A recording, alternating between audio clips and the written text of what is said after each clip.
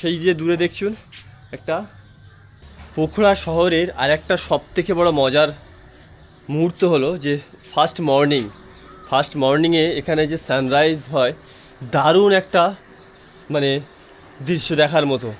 সেই যে দূরের একেবারে ভিউ পয়েন্টে অন্নপূর্ণা রেঞ্জের উপর থেকে সূর্য যে উদয় হচ্ছে তার একটা ছাপ পড়ছে। আর ওখানেই আছে সারাংকোট, যেখান থেকে সানরাইজের একটা ভিউ পয়েন্ট, যেটা আমি মিস করে গেছিলাম, সময়ের কমের জন্য যেতে পারিনি।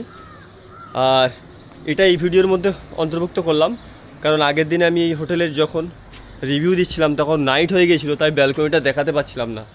তো এই জন্য আমি সকালবেলা ব্যালকনি থেকে আপনাদেরকে এই দৃশ্যটা দেখাচ্ছি, আর এটা এই ভিডিওর মধ্যে রাখলাম, নাহলে আমার নেপালের অনেক ব্লগগুলো অনেক বেশি হয়ে যাচ্ছিলো।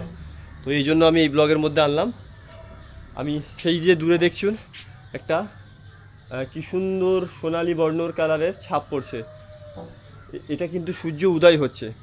তো এখন বাজে হচ্ছে এখানে 6টা প্রায় বেজে গেছে।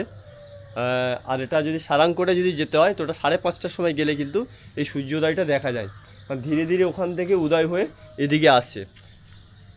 আমি অপেক্ষা করবো কিছুক্ষণ, দেখা যাক আমি আপনাদেরকে দেখাতে পারি কিনা সানরাইজটা। দেখুন মিনিটের মধ্যেই কীরকম আকাশটা আরও বেশি ক্লিয়ার হয়ে গেল। মানে আমি তোমাদের সাথে যে এখন কথা বলছিলাম, ভিডিওটা জাস্ট আমি পজ করে আবার কিন্তু ওপেন করেছি।